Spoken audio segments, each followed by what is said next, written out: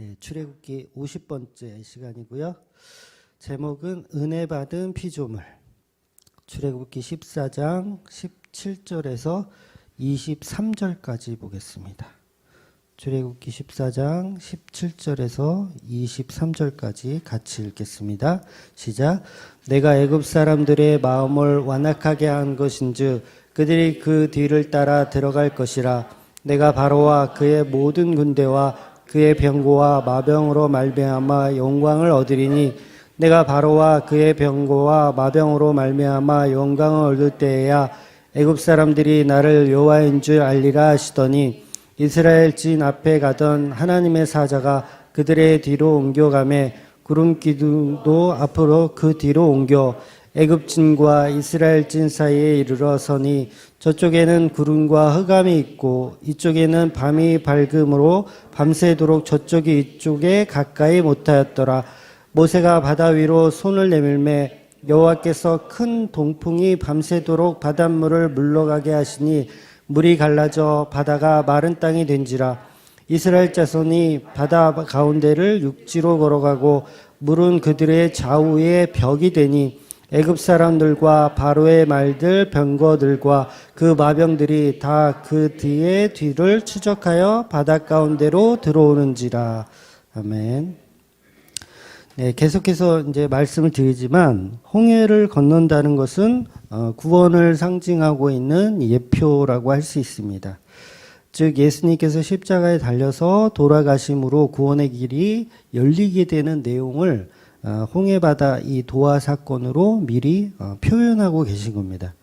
그런데 우리는 이 구원에 있어서 아무것도 한 것이 없다라고 제가 계속 말씀을 드리고 있어요. 지금 홍해 도하 사건에서 볼 수 있지만 아무것도 한 것이 없습니다. 이스라엘은 오직 그냥 불평, 불만 이것을 늘어놓고 있을 때 그냥 원하지 않는 구원이 주어지더라는 거죠. 구원을 원한 것이 아니에요. 이스라엘 백성들은 그냥 애굽으로 돌아가고 싶다. 이렇게 불평불만을 했어요. 그럼에도 불구하고 하나님이 지금 홍해를 가르고 마른 땅으로 만들어서 거기를 통과하게 만드시더라는 거예요. 그래서 모세가 들고 있던 그 지팡이가 홍해 바다를 가르고 마른 땅으로 만들어내더라는 거예요. 그렇게 구원되는 겁니다. 구원은 그냥 지팡이로 예수 그리스도께서 마른 땅을 만드시고 우리는 거기 그냥 걸어가는 존재가 되는 거예요.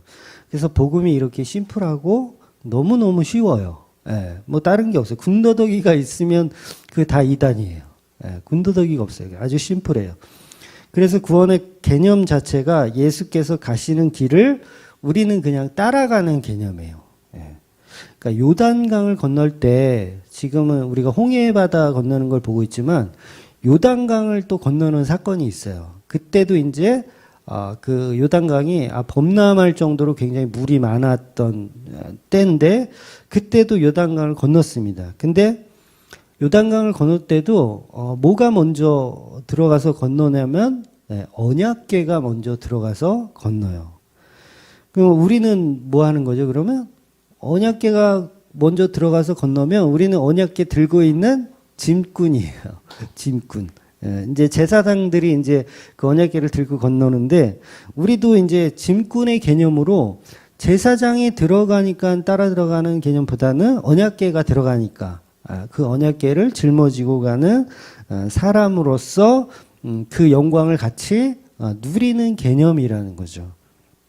그래서 지금 홍해바다는 지팡이가 가르시는 것이고 또 요단강은 언약궤가 가르는 겁니다. 우리는 그냥 거기서 이렇게 그거를 따라 들어가는 존재로서 구원을 받는 그런 모습인 거예요. 그러니까 예수님께서 십자가로 다 이루신 거를 우리는 그냥 이렇게 따라 들어가는 그것. 그래서 그거를 오전에 제가 심한 말로 자살이라고 표현을 한 거예요. 자살. 나의 모든 것을 버리고 나의 모든 것을 죽이고 오직 그 십자가에게 모든 것을 다 맡겨드리는 그 자살 행위.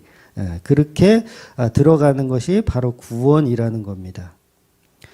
즉 구원으로 부활로 살아나는 것은 오직 예수님인데 우리는 그 예수님께 꼭 붙어서 그 부활의 열매를 우리가 같이 누리는 거죠. 같이 체험하는 거죠.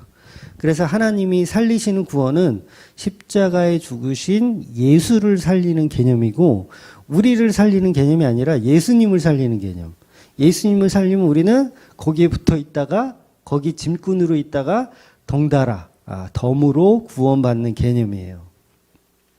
근데 보세요. 세상 사람들이 자기들도 살아보겠다고 구원 받아보겠다고 승리해 보겠다고 다른 사람들을 노예로 만들어 보겠다고 홍해 바다 속으로 너도 나도 지금 뛰어들어요.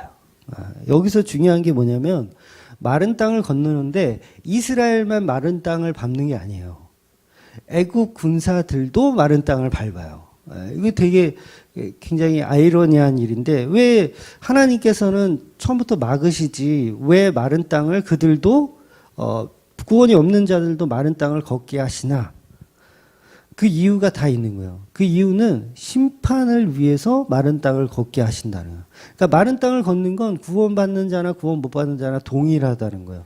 그런데 그 마른 땅에서 누구는 구원을 받고 누구는 저주를 받더라는 거죠. 그래서 이스라엘은 마른 땅을 받고 끝까지 바다 끝까지 저편까지 건너가지만 애국 군인들은 마른 땅을 따라 들어오다가 중간에서 이제 다시 마른 땅이 이제 젖은 땅, 이제 물이 그냥 차오르는 곳이 돼버린다는 거예요. 근데 이 두 종류의 사람들 중에서 구원받고 못 받고의 차이가 뭐냐? 이게 중요한 거잖아요. 구원을 받는 사람들이 있고 구원을 못 받는 사람들의 차이. 그 차이가 뭐냐면 차이가 없어요. 차이가 없습니다. 이게 정말 복음인데 애굽 사람들하고 이스라엘 사람들하고는 차이가 없어요. 그냥 똑같아요. 똑같이 다 홍해 바다에서 죽어야 하는 존재입니다. 근데 어떤 차이냐면 그냥 인간의 차이가 아니라 하나님께서 갖고 계신 언약의 차이로 갈라지는 거예요. 언약의 차이. 인간의 차이가 아니라 언약의 차이. 그러니까 우리는 지옥 가는 자들하고 다를 게 없어요. 성도들도 지옥 가는 사람들하고 다를 게 없어요. 우리는 뭔가 특별해 이러면 곤란한 거예요. 우리는 성도니까 구원받을 사람이니까 뭔가 특별해 이러면 곤란한 거고 우리는 애굽하고 다를 것이 없고 우리는 여전히 죄인이고 홍해 바다에서 수장되어야 하는 사람. 그러니까 이미 피부색만 애굽인들하고 이집트인들하고 이제 히브리인들하고 이렇게 구분되어지는 게 아니라 두 민족은 그냥 차이가 없어요. 다 죽어야 하는 존재임에도 불구하고 어떤 종류는 언약에 따라서 구원이 되더라는 거죠. 교회에서도 항상 두 가지 종류가 있더라는 거예요. 두 가지 종류가. 그러니까 왜? 다 마른 땅이거든요. 여기 교회라는 게 사람들이 생각할 때 다 마른 땅이라고 생각해요. 그런데 교회에는 두 종류의 사람들이 있는데 바리새인처럼 기도하는 사람들이 있고 또 세리처럼 기도하는 사람들이 있다라는 거예요. 바리새인들은 구원받을 가치에 대해서 기도하고 자기가 구원받을 가치에 대해서 기도하고 세리는 본인이 죄인임을 고백하는 기도를 하더라는 거죠. 그런데 누가 구원받습니까? 세리가 구원을 받더라는 거예요. 그래서 인간의 가치로 구원을 쟁취해내는 방법이 아니고 교회 안에서도 애굽 사람과 애굽 아닌 이스라엘 사람들이 둘 다 똑같이 마른 땅을 밟는 것처럼 존재하여 보이지만 그런데 하나님의 언약에 따라서 어떤 사람들은 멸망을 받고 어떤 사람들은 구원을 받는다는 거죠. 그래서 이번 홍해 도화 사건에서도 정말 중요한데 놓치기 쉬운 게 뭐냐면 바로 요셉의 유골이라는 거예요. 지난주에 제가 잠깐 언급을 했지만 요셉의 유골이 지금 나오는 이 홍해에서 빠져 죽고 안 죽고의 차이가 바로 이 요셉의 유골이라고 할 수 있어요. 왜냐하면 어떻게 보면 이 홍해 도화 사건은 이스라엘이라는 인간을 살려내기 위한 작업보다는 요셉과의 약속, 요 개념인 거예요. 아브라함과의 약속. 즉 아브라함의 후손이 누구예요? 아브라함의 후손이 예수님이에요. 예수님 말하는 거예요. 그래서 예수님과의 하나님과의 그 언약을 따라서 홍해가 갈라지고 그 요셉의 유골이 예수님을 상징하기 때문에 그 예수님의 유골이 유골이래. 요셉의 유골을 지금 가나안 땅으로 지금 데리고 가는 그걸 지금 설명하는 거예요. 그러니까 이스라엘 백성들은 덤으로 따라오는 거고 진짜 본질은 요셉의 유골을 홍해 바다를 건너게 하는 게 그게 하나님의 언약에 따른 목적이었다라는 거죠. 그래서 거기에는 우리 인간들의 가치는 없고 오직 하나님의 언약만 존재한다는 거죠. 그래서 우리가 지금 홍해 도하 사건을 가나안 땅에 입성에 필요한 것은 지금 요셉의 유골이라는 거예요. 그래서 그게 예수님을 상징하는 것이고 결국 요셉의 인물 때문에 요셉이라는 인물 때문에 12지파가 사실은 이 언약으로 생겨나는 거거든요. 그러니까 아브라함부터 시작한 그 언약이 12지파를 이제 만들어내고 지금 그 12지파하고 했었던 약속이 60만 명으로 지금 불어난 상황이에요. 그래서 그 12지파의 약속을 따라서 60만 명이 이렇게 홍해바다를 건너는 내용인데 본질은 60만 명의 본질에 있는 게 아니라 요셉과의 약속에 더욱 본질이 있다는 거예요. 그 약속이. 그래서 노예로 살고 있던 이스라엘 백성들을 이렇게 어떤 율법을 주어서 이렇게 만들어지는 개념이 아니라 이렇게 드러내는 개념이에요. 이렇게 다 통째로 이렇게 드러내는 개념. 그래서 구원은 이렇게 율법을 주고 그걸 지키면 구원 줄게 이런 개념이 아니라 그냥 통째로 이렇게 드러내는 개념이 구원의 개념입니다. 그래서 그 모습을 지금 우리가 출애굽기에서 대하 드라마 보듯이 이렇게 연출되고 있는 거예요. 그게 이제 출애굽기 14장에 이야기하고 싶은 거죠. 그럼 여기서 중요한 것은 이스라엘의 구원 그 가치가 아니고 요셉의 유골인 예수 십자가의 언약 속에 들어있는 자들이 구원받는 그런 개념으로 간다는 거예요. 그럼 애굽 사람들은 뭐냐?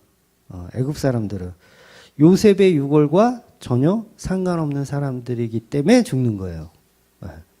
이해가 되시죠? 애굽 사람들은 요셉의 유골과 전혀 무관한 사람들이기 때문에 그냥 죽는 거예요. 그리고 나머지 이스라엘 백성들은 요셉의 유골과 관계가 있기 때문에 살아나는 거예요. 그래서 이 관계라는 게 굉장히 중요합니다. 그래서 우리가 흔히 구원은 믿음으로 받는다라고 표현은 하지만 이것도 정확한 해설은 아닌 거예요. 믿음. 그러면 그 믿음이 우리의 믿음이냐? 그런 건 아니거든요. 그렇기 때문에 구원은 정확하게 이야기해서 관계로 구원을 받아요. 믿음으로 받는다기보다는 그건 어떻게 번역을 어떻게 할 수 없으니까 그렇게 한 건데 관계로 구원을 받습니다. 예수님과 나와의 관계, 하나님과 나와의 관계로 구원을 받는 거지 믿음으로 구원받는 게 아니에요. 그래서 마태복음 25장에 보면 열처녀의 비유 우리가 잘 아시잖아요. 열처녀가 신랑을 기다리고 있어요. 근데 처녀는 이제 등불을 준비하고 또 기름을 넉넉하게 이제 준비했고 5 처녀는 등불만 준비하고 기름을 준비 안 했어요. 그러니까 기름이 떨어져 가죠. 근데 성경에 보면 이 처녀들이 다 졸아요. 다 졸아요. 그러니까 5 처녀만 조는 게 아니라 다 졸아요. 다 10명이 다 졸아요. 그러니까 겟세마네 기도 제가 지난주인가요? 말씀드렸죠. 겟세마네 기도에서도 제자들이 다 자요. 세 번을 내리 자요. 근데 이제 기름이 떨어진 거예요. 자다 보니까 기름이 떨어진 거예요. 그래서 기름을 사러 간 사이에 신랑이 오잖아요. 와가지고 이제 기름을 넉넉히 준비한 처녀들 5명을 데리고 혼인잔치에 들어가는데 문을 잠가버려요. 문을 잠그고 들어가 버려요. 그래서 이제 나중에 이제 기름을 사가지고 왔어. 왔더니 5명은 이미 혼인잔치에 들어가고 없는 거예요. 신랑도 이미 들어갔어요. 그래서 거기서 끝나는 게 아니라 이 늦게 온 이 5 처녀가 뭘 하는 줄 아세요? 그 닫힌 문을 향하여 문을 두드리고 우리 들여보내달라고 해요. 들여보내달라고. 그때 그 안에서의 신랑의 반응이 뭐냐면 신랑이 뭐라 그러냐면 충격적인 말을 합니다. 뭐 늦었어 뭐 이거 아니고 내가 너희를 알지 못하느니라. 이거예요. 내가 너희를 알지 못해. 이거 굉장히 뜬금없는 소리예요. 이거 뭘 얘기하는 거예요? 관계를 얘기하는 거예요. 기름 사왔어? 그럼 들어와. 이게 아니라 기름 사와도 내가 너희를 도무지 알지 못하느라. 관계에 대한 얘기하는 거예요. 그러니까 구원은 믿음이 아니고 관계입니다. 관계. 어떠한 관계를 갖고 있는가. 그래서 예수님이 나를 아느냐 모르느냐 이거예요. 여러분이 예수님 많이 알아봐야 소용없다니까요. 저와 여러분이 예수님 많이 알아요. 공부 많이 해가지고 30년 동안 신앙생활 해가지고 많이 알아. 근데 예수님이 내가 너를 도무지 알지 못하겠다. 그럼 끝이에요. 관계 성립이 안 된 거예요. 그래서 그 다음에 이어지는 비유가 또 뭐예요? 달란트의 비유예요. 성경은 굉장히 정확하게 설명하고 있어요. 달란트의 비유. 달란트의 비유 뭐라고 제가 많이 말씀드렸잖아요. 그것도 역시 너의 재능을 발휘해서 돈을 많이 벌어와라 이 얘기가 아니라 하나된 주종관계가 되었는가에 대한 질문이에요. 하나된 주종관계. 그 관계가 어떠한가. 그러니까 2달란트 받은 사람은 하나된 주의 종의 관계를 갖고 있었어요. 그러니까 주인이 없어도 주인이 있는 것처럼 일하는 주종관계. 그런데 1달란트 받은 자는 주님과 나는 그냥 갑을 관계야.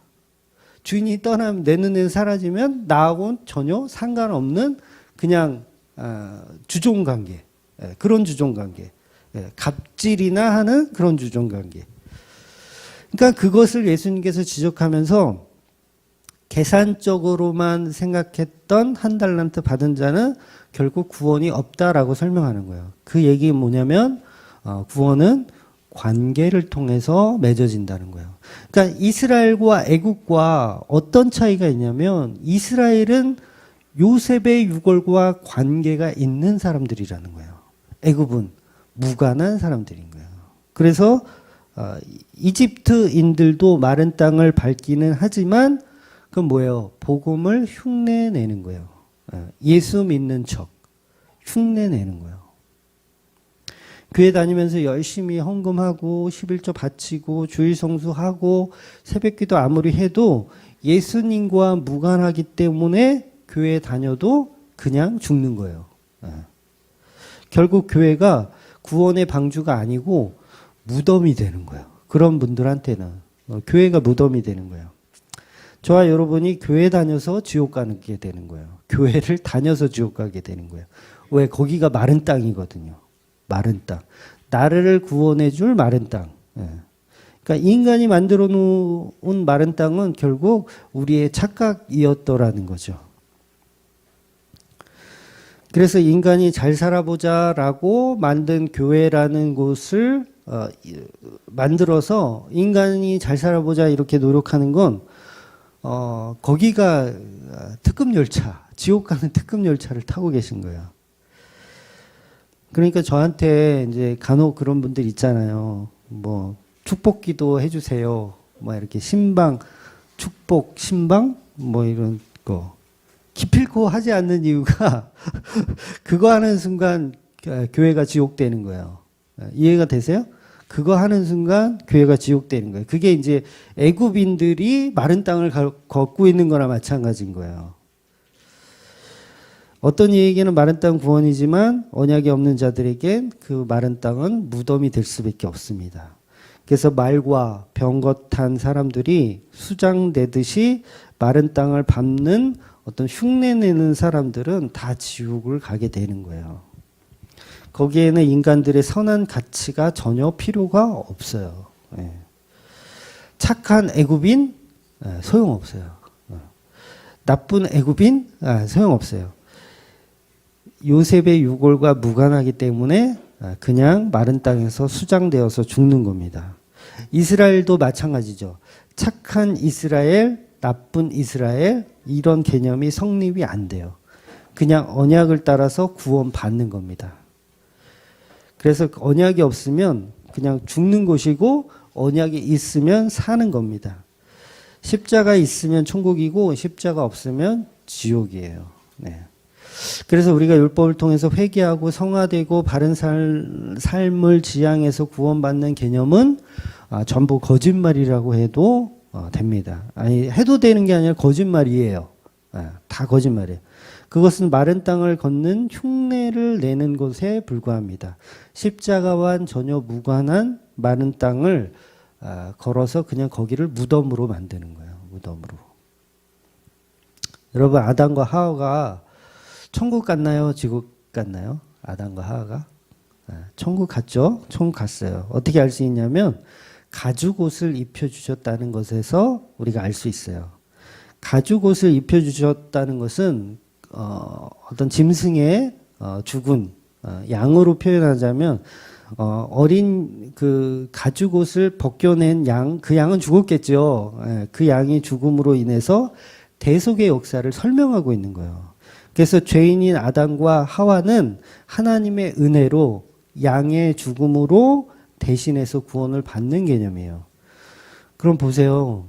아담과 하와가 회개했나요? 성화됐나요? 전혀 안 됐어요. 아브라함이 이삭을 번제로 바쳤을 때 이미 하나님은 순양을 준비해 놓으셨거든요. 구원은 그런 개념이에요. 이삭의 어떤 뭐 순종, 이삭의 뭐 착함 이런 걸로 구원받는 게 아니라고요. 하나님은 이미 예비해 두셨어요. 아담은요 회개 안 했습니다. 아담이 어디 회개했다고 성경에 나와요. 회개 안 했어요. 오히려 하나님이 내게 주신 저 여자 때문에 핑계를 대면서 오히려 그 죄를 하나님께 돌렸어요. 당신이 이건 아니고 하나님께서 내게 만들어주신 저 여자 때문에 죄를 범했다. 그러니 원인 제공은 하나님이다. 이런 식인 거였어요. 감히 말이야 하나님한테 하나님이 주신 저 여자 때문에 그랬다고. 무슨 회개를 해요? 아담이에요. 회개 안 했어요. 근데 제가 질문 드렸을 때 여러분은 아담은 천국 갔다라고 고백하셨잖아요. 여자도 마찬가지죠. 여자도 저 마귀 새끼 때문에 내가 죄를 졌다라고 했지 자기가 잘못했단 말은 안 했어요. 회개 안 했습니다. 그런 인간들을 그냥 나는 죄 없다고 투덜대는 그런 인간들을 하나님께서 구원하는 방식이 바로 구원이에요. 그 역사를 지금 이 출애굽기에서도 똑같이 동일하게 이스라엘 백성들은 투덜거리고 있어요. 여전히 죄를 회개 안 해요. 회개 안 했어요. 왜 우리를 여기 무덤이 없어가지고 여기까지 데리고 나가서 여기서 죽게 만드냐라고 불평했어요. 그래서 그것을 은혜 받은 피조물이라고 하는 거예요. 은혜 받은 피조물. 뭐 한 게 없는데 그냥 은혜를 받아가지고 구원되더라는 거예요. 요셉의 형들이 요셉을 구덩이에 빠뜨리고 죽이려고 했어요. 실제로 죽이려고 한 거예요. 그리고 여의치 못하니까 애굽 상인들에게 이제 팔아버려요. 나중에 이제 총리가 돼서 전세가 역전돼요. 그래서 형들이 이제 나중에 이제 요셉이 총리가 되고 하니까 이제 사과를 했겠죠. 이제 그때는 미안했다라는 식으로 했어요. 근데 이게요, 성경에 보면 이거는 회개가 한 게 아니에요. 회개한 게 왜 아니냐면 나중에 아버지가 죽고 나서 형들이 어떤 마음을 품냐면 이제 아버지 죽었으니 요셉이 우리한테 옛날 죄를 또 물어서 죽이거나 아니면 다시 쫓아내고 그러면 어떡하지? 이거를 걱정했다고요. 그러니까 회개한 게 아니었어요. 회개한 척 그냥 연기를 한 거지 회개한 게 아니었다고요. 그래서 나중에 이제 요셉한테 형들이 그러잖아요. 야, 혹시 너 이제 기분 나빠서 돌변해서 우리 웬만하면 좀 봐줘. 우리 불쌍하잖아. 봐줘. 이렇게 말한다고요, 형들이. 그러니까 이게 회개를 안 한 거예요. 여전히 전전긍긍 자기 살려고 두려워하는 모습일 뿐인 거예요. 이 말이 무슨 말이냐면 우리 성도가 나중에 하나님 앞에 섰을 때, 심판대 앞에 섰을 때 제가 말씀드렸던 것처럼 나 지옥 보내시면 그래도 괜찮습니다라고 말하라고 제가 말씀드렸지만 사실은 지옥 보내는데 좋을 사람이 어디 있습니까? 저와 여러분이 좋아요? 아무리 그래도 목사가 그랬다고 해서 했는데 진짜로 지옥이네. 그러면 띠로리 이거 아닌데 우리 목사님 그러면 딱 반전을 주셔가지고 다시 천국으로 살려주신다고 하셨는데, 그러니까 무슨 말이냐면 여전히 우리가 요셉의 형들의 모습인 거예요. 여전히 이스라엘, 죄 짓고 있는 이스라엘의 모습으로 심판대 앞에 서 있는 거예요. 그런데 어떻게 우리가 구원받냐고요. 은혜로 구원받는 거예요. 그냥 은혜로. 그러니까 저는 회개 다 했어요. 저는 정말 요셉 죽인 거 후회해요. 잘못했어요. 네. 그게 중요한 게 아니라 하나님께서 일방적인 언약을 통해서 구원하신다는 거예요.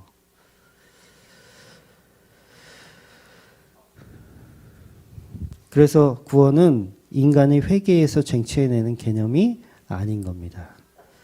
인간이 회개에서 쟁취하는 개념이면 제가 성경을 근거로 해서 단언을 하는데 천국에 예수님 혼자 계십니다. 네. 천국에 예수님 혼자 계세요. 우리가 회개해서 구원하는 개념이면 지금 천국에 아무도 없어요. 예수님 혼자 계셔요. 에녹도 없어요. 엘리야도 없어요. 네. 천국은 회개하고 침노해서 가는 곳이 아니라 인간의 아무 공로 없이 오직 십자가 은혜로만 가는 곳입니다. 여전히 죄인인 인간을 예수님이 십자가로 사랑하셔서 성취해내는 것입니다. 지금 이 홍해 도화 사건이 그 예수의 십자가 사랑을 지금 같이 설명하고 있는 내용인 거예요. 그래서 한국말은 끝까지 들어봐야 된다고. 제 설교 이제 처음 들으시는 분들이 지금 죄에 대해서 회개할 필요가 없다고 말하는 건가? 또 이렇게 생각할 수 있어요. 오전에도 말씀드린 것처럼 여전히 가위바위보예요. 가위를 말하면 뭐 주먹 갖고 시비 걸고, 주먹을 말하면 보자기로 시비 걸고. 그러니까 인간의 철학을 이렇게 긁어내는 작업이 필요한 거예요. 인간의 철학, 인간의 지식, 인간이 만들어낸 지혜, 인간이 만들어낸 진리, 왜곡된 진리 다 긁어낼 필요가 있어요. 그러니까 제가 드리는 말은 회개하지 말라는 말이 아니라 그 회개를 통해서 자기 가치를 챙기지 말라는 얘기예요. 내가 회개했다고 자기 가치를 챙기지 말라는 얘기예요. 그래서 자기가 회개했다고 착각하며 사는 바리새인들은 구원이 없는 거예요. 나 반성했다. 나 뉘우친다. 내가 책임지겠다. 그리고 자살하는 가룟 유다도 구원이 없어요. 둘 다 구원이 없어요. 오직 자기 가치를 내려놓은 세리. 오전에 말씀드린 대로 하나님 앞에 모든 것을 내어 맡겨 자결하려는 그 사람들이 구원이 임하는 거예요. 그렇게 자결하는 사람들에게 주 예수를 믿으라. 그리하면 내와 내 집에 구원을 얻으리라는 복음이 들려오더라는 거예요. 내 힘으로 더 이상 살지 않으려고 할 때. 그래서 다 이렇게 자살 시도하시라는 게 아닙니다. 네, 또 이것도 뉴스에 나올래. 또 이혜원 목사 설교를 듣고. 네. 그럼 저 이제 또 저기 경찰서 앞에서 또 이렇게 마스크하고 또 이렇게 하고 그런 설교를 하셨습니까? 자살하라 특종입니다. 막 신종 종교가 막 탄생했습니다. 자살을 부추기는 그런 말이 아니라 구원의 가치를 우리 인간 측에서는 내려놓고 오직 예수님의 능력으로 예수님의 십자가의 승리로 구원을 받자라는 내용입니다. 그래서 이렇게 인간은 복음에 대한 면역력이 없어요. 네, 무한 반복입니다. 그냥 뭘 얘기해도 다 다르게 해석해요. 왜곡되게. 이것이 인간 세상에 인간들이 추구하는 구원관입니다. 여기에는 교리도 필요 없고요. 어떠한 사상도 구원하고 전혀 무관한 것들이에요. 그래서 하나님이 추구하는 구원의 방식은 인간 세상에서 하나님 나라로 그냥 드러내는 방식이에요. 소용이 없으니까 드러내는 거예요. 그냥 통째로 드러내는 거. 그래서 우리가 암에 걸리면 그 부위를 그냥 이렇게 도려내는 수밖에 없어요. 도려내는 거예요. 그러니까 아무리 노력해봐야 안 되니까 도려내는 겁니다. 뭐 착하게 살고 열심히 살고 순종하고 봉사하고 그래봐야 구원이 없어요. 그냥 여전히 죄인인데 그냥 이렇게 도려내는 거예요. 이렇게 십자가로 도려내서 이렇게 들어서 구원시키는 거. 그래서 휴거라는 표현도 그거잖아요. 이렇게 들림받다. 그냥 통째로 그냥 여전히 죄인의 모습에 있는 상태를 그냥 이렇게 드러내는 거예요. 그게 구원의 개념인 거예요. 그러니까 애굽에서 살고 있는 이스라엘 백성들을 지금 드러내고 계신 거예요. 다 통째로 드러내고 계신 거. 60만 명을 통째로 드러내고 계세요. 그래서 율법을 홍해 이전에 주는 게 아니라 광야에서 주는 거예요. 왜? 율법이 구원의 도구가 아니니까. 그래서 이 모든 것을 지금 다 설명하는 겁니다. 이미 율법으로 안 된다는 것은 선악과를 통해서 증명이 다 됐어요. 선악과를 통해서 인간은 율법으로 구원 안 된다는 걸 다 증명해냈어요. 그러니까 선악과 먹지 말라는 율법을 줘봐야 인간은 못 지킨다는 거를 하나님은 누구보다 더 잘 아세요. 근데 또 그 방법을 주시겠어요? 아니요. 그 방법은 그냥 도구로만 사용하시고 실제로 구원은 그냥 통째로 드러내는 거예요. 그냥 잘생겼든 못생겼든 말 잘 듣든 안 듣든 뭐 율법을 지키든 안 지키든 상관없이 그 언약에 따라서 그냥 통째로 드러내는 거예요. 그래서 이제는 율법이라는 윤리, 도덕, 가치로 사는 것이 아니라 오직 하나님의 은혜로만 사는 것이 성도의 모습입니다. 그래서 그렇게 들림받은 우리 성도들은 어떤 가치를 내놓을 게 없잖아요. 전혀 없는 거예요. 그냥 자다가 들림받았어. 예를 들어서 휴거라고 하면 뭐 자다가 운전하다가 뭐 휴거 당했어. 근데 무슨 할 말이 있어요, 우리가. 그냥 당한 건데. 구원은 당하는 거예요, 여러분. 그냥 당하는 거예요, 구원은. 그냥 통째로 그냥 들림받는 거야. 내가 원치 않는 구원을 폭력적으로 당하는 거예요. 원치 않는 구원을. 원해서 구원받는 건 다 이교도입니다. 하나님 그런 방식으로 일 안 하세요. 그런 방식으로 일하면 그게 은혜가 될 수가 없거든요. 너가 원해? 그럼 구원 줄게. 이건 조건이에요, 조건. 은혜라고 할 수 없는 거예요. 그래서 많은 사도들이 자기를 표현할 때 무익한 종이라고 표현하는 거예요. 무익한 종. 무익한 종이 뭐예요? 저 인간은 그러니까 저 인간은 있어도 그만 없어도 그만. 무슨 말이냐면 무익한 종이라는 개념은 이혜원 목사는 있어도 그만 없어도 그만이라는 거예요. 이게 무익하다는 개념이에요. 그러니까 이혜원이 없어도 복음을 전파하는 교회는 하나님께서 얼마든지 또 만들어 가시더라는 거예요. 그래서 사도 바울이기 때문에 복음이 전파된 게 아니라 하나님이 사도 바울을 통해서 들어 쓰신 건데 무익한 종의 개념은 뭐냐면 사도 바울이 아니더라도 또 누군가를 하나님이 들어서 써셨다는 거죠. 그래서 우리 사도들은 목사들은 권사들은 장로들은 다 하나같이 나는 무익한 종입니다라는 얘기를 할 때 나 없어도 교회는 잘 돌아간다. 그거예요. 그래서 오전에 자꾸 사유화에 대해서 말씀드린 게 여전히 우리는 주님 앞에 죽어야 되는 거예요. 나를 드러내지 말고. 나 이만큼 했어요? 교회 성장시켰어요? 그래도 바른 복음 많이 전했어요? 바른 복음 많이 알아요? 네. 바른 복음 많이 안다는 사람이 난 제일 무서워. 그러니까 제2의 주맘교회, 제3의 주맘교회는 계속 나올 거니까 우리는 걱정 안 해도 돼요. 혹시라도 제가 교통사고 나서 빠이빠이 했다, 내일 빠이빠이 했다. 그래도 교회는 걱정 안 하셔도 돼요. 물론 우리 안사람과 우리 아이들은 여러분이 걱정해 줘야 되겠지만 교회는 걱정할 필요가 없는 거예요. 이곳이 아니면 하나님은 또 어딘가에 또 다른 제3의 인물을 통해서 또 복음을 전하더라는 거죠. 그래서 우리는 그냥 무익한 종이다라는 얘기밖에 할 수 있는 게 없어요. 예. 우리는 그냥 잠자는 동안 예수님은 핏방울이 땀방울이 핏방울이 되도록 기도하시는 거예요. 구원은 바로 이렇게 예수님의 피땀 눈물 중보로 이루어지는 것입니다. 우리는 잠이나 자고 있는 거예요. 오늘 본문에서 모세가 지팡이를 들어서 홍해를 가르는데 이게 한순간에 가르는 게 아니에요.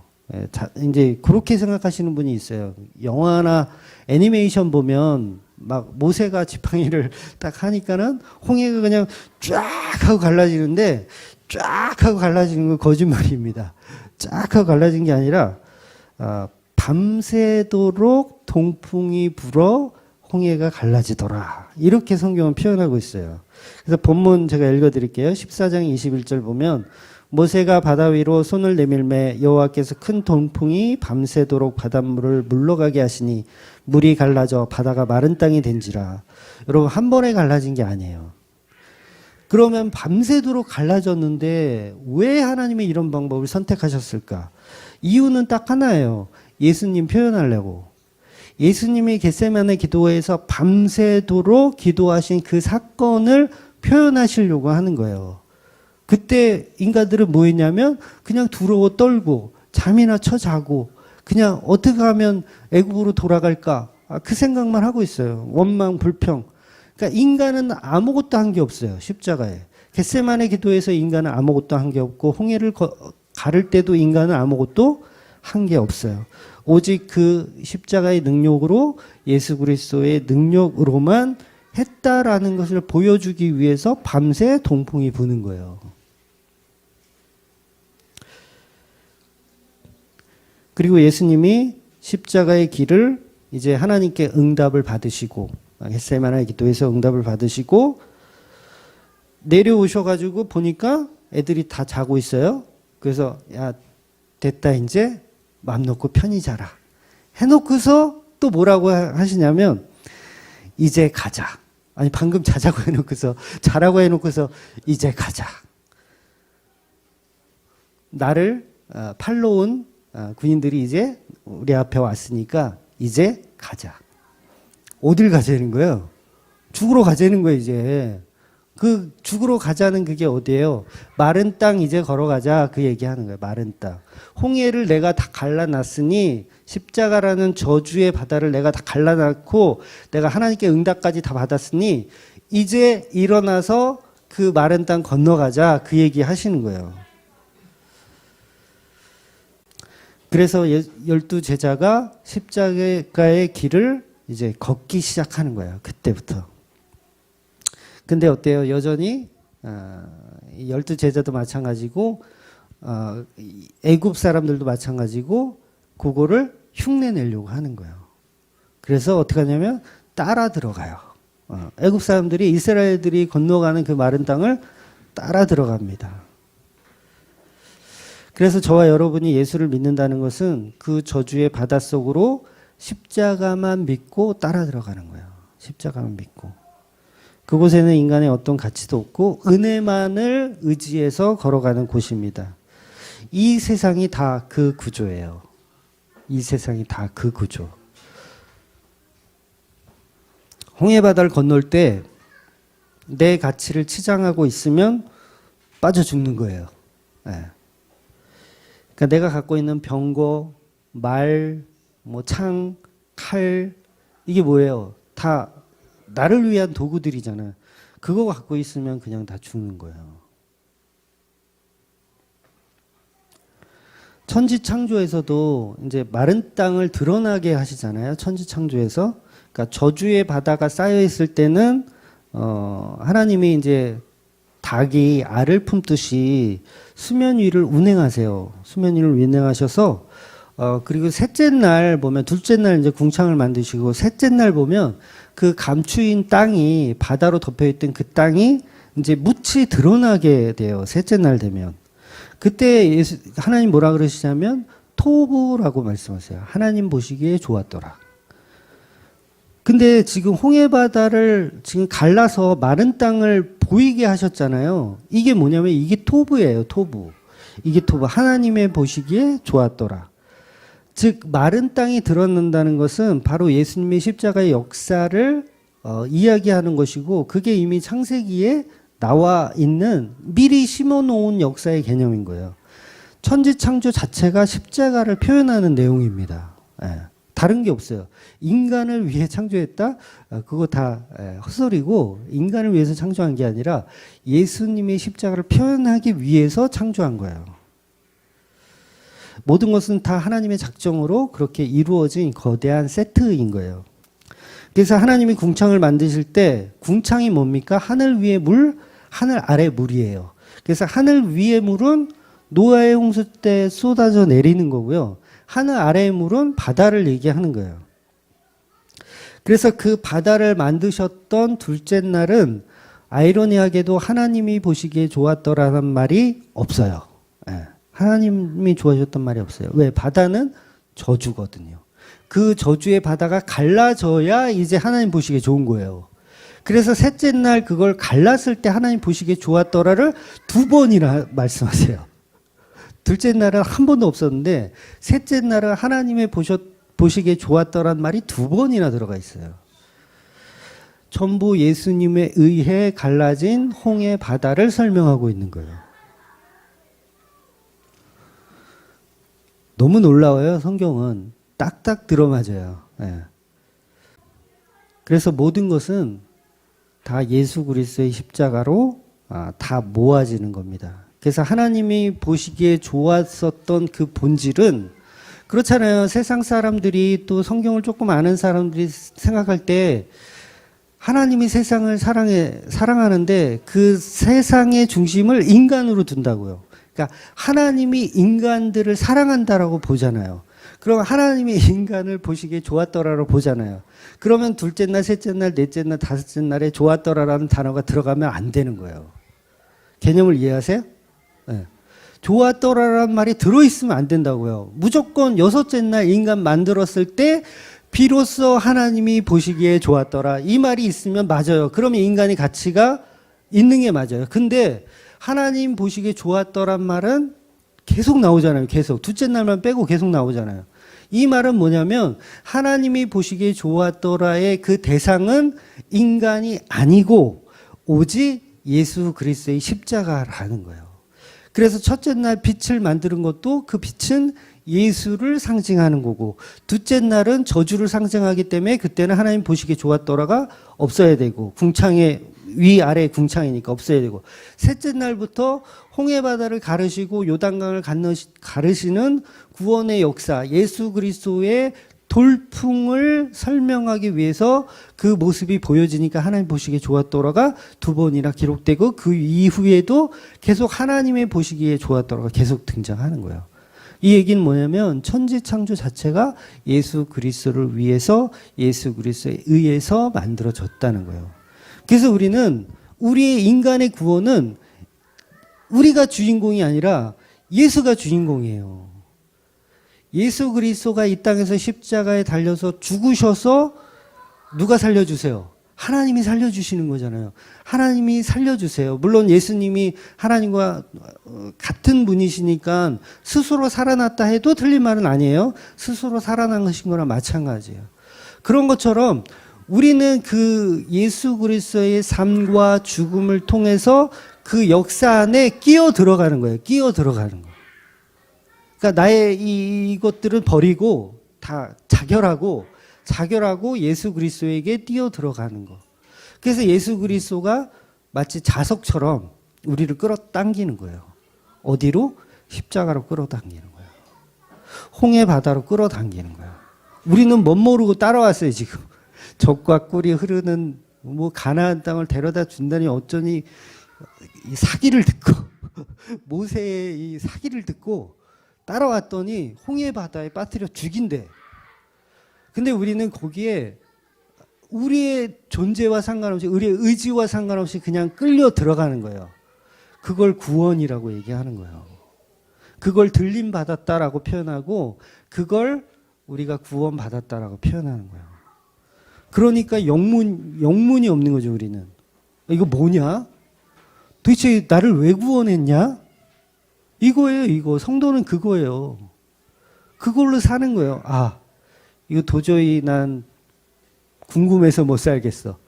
근데 천국 가면 내가 물어볼 거야. 왜 내가 구원이 됐는지. 응?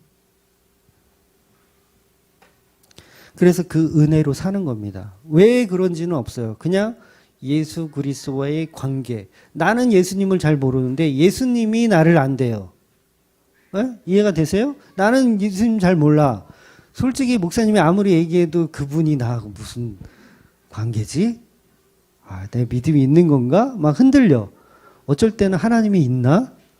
아, 목사님이 있다 그래서 있는 것 같기도 하고, 어쩔 때는 진화론이 맞는 것 같기도 하고, 막 이렇게 헷갈려.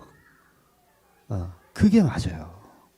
인간은 그렇게 가는 겁니다. 우리의 믿음으로 구원받는 게 아니라 하나님 쪽에서 끌어당기기 때문에 우리는 구원받는 거예요. 그럴 때 비로소 천국 앞에 섰을 때 정말 눈물 없이는 갈 수 없는 그곳이 천국이 되는 거예요. 여러분 나중에 천국에 가면 이 땅에 있던 이 모습 이대로 가는 게 아닙니다. 좀 어떻게 변하는지 모르지만 죄인 된 이 모습으로 그대로 가는 게 아니에요. 좀 변해요. 그래서 거기는 결혼도 안 하고 장가도 안 가고 뭐 그런 표현들이 있거든요.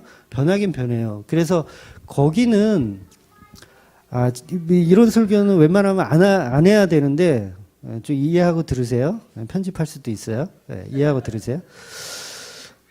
우리가 천국에 갈 때 보통 보면 이제 이 땅에서 살다가 가잖아요. 그러면 내가 여기서 정말 사랑하는 사람들이 있었어.